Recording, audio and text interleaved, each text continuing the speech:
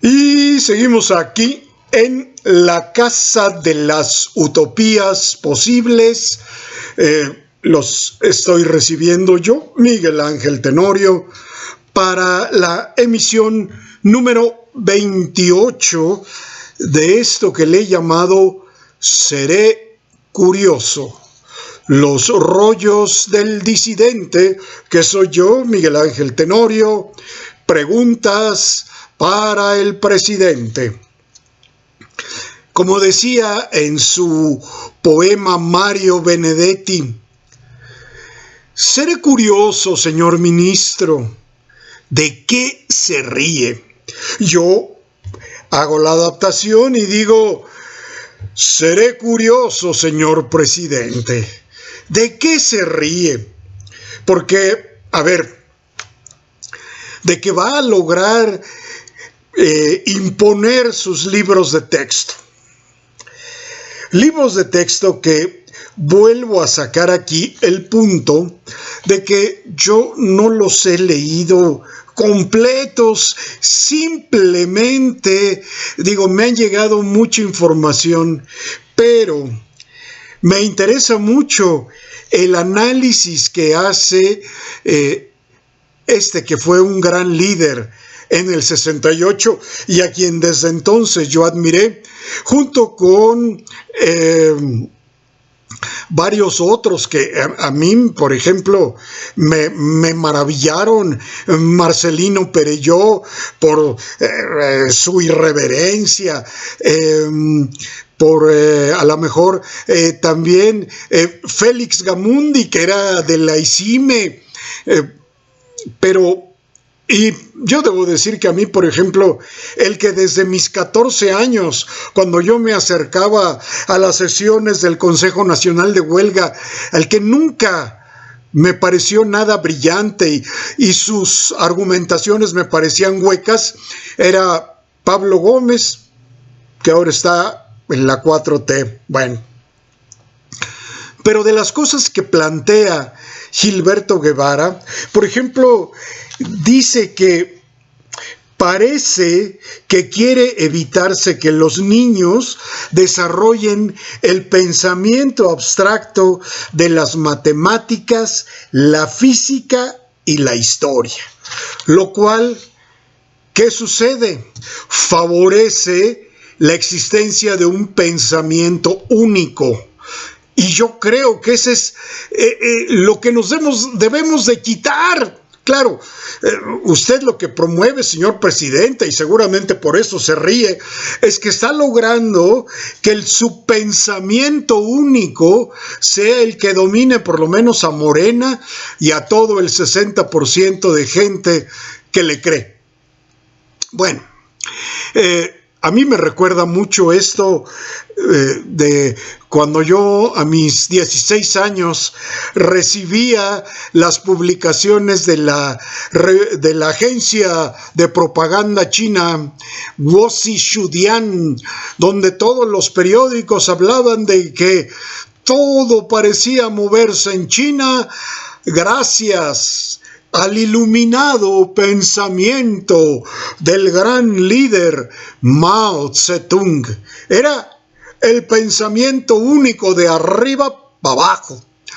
Y a lo mejor me van a decir, no, en Morena se discuten las cosas. Yo la verdad, como no he estado ahí, lo único que veo, los hechos que veo, los diputados se han vuelto unos levantadedos. Y los senadores de Morena también. Lo que diga el presidente, eso. Entonces, pues, ¿dónde está el ejercicio del pensamiento crítico?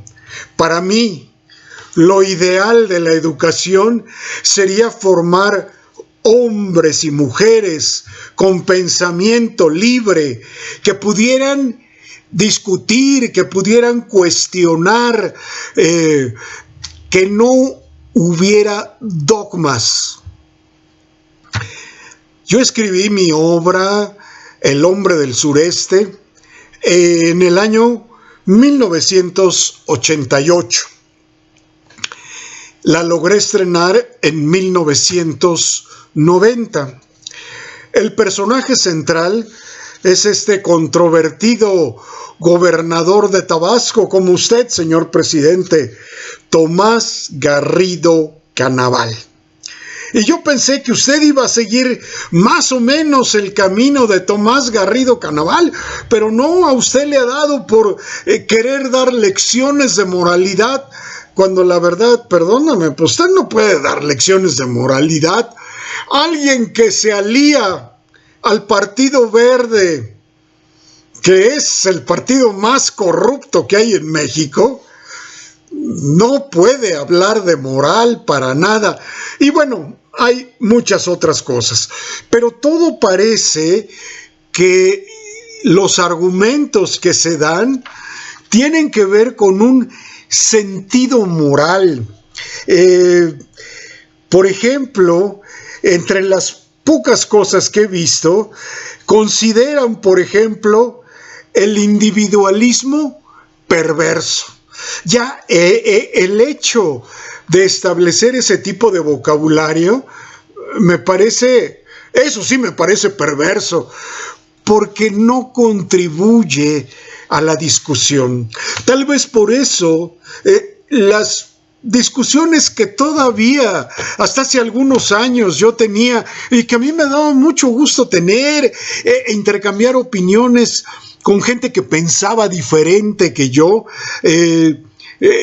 cuando yo me empecé a desencantar de la 4T y que ellos me decían que no, es que mira, que lo que pasa es que la mayor parte de su argumentación era con adjetivos y no con argumentos, no manejando los conceptos. Decían, es que eres fifí, es que ya eres, ya te derechizaste, ya puros adjetivos.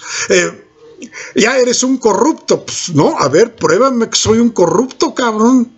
Porque, ¿de dónde? Y ¿eres un neoliberal? No, pues si yo siempre he sido un anti-neoliberalismo. ¿Por qué? Porque yo sí creo que el Estado tiene que moderar el proceso económico. Ese es el principio de no estar de acuerdo con el neoliberalismo. El neoliberalismo lo que hace es hacer que el Estado se mueva. Usted es el que ha sido, bueno, usted no, su secretario de Hacienda, pero usted, por lo menos a él sí lo respeta, y en ese sentido se lo aplaudo, la verdad.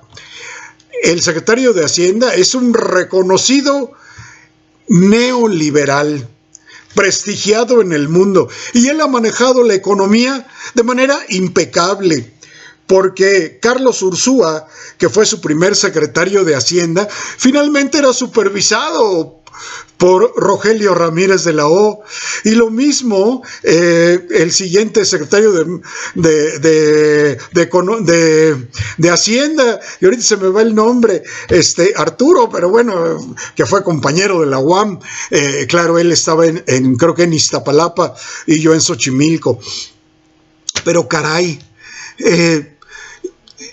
dice Gilberto Guevara, y coincide un poco con la primera percepción que yo tuve. Parece que el sistema educativo que se quiere implantar va a tratar de formar vasallos, no individuos pensantes.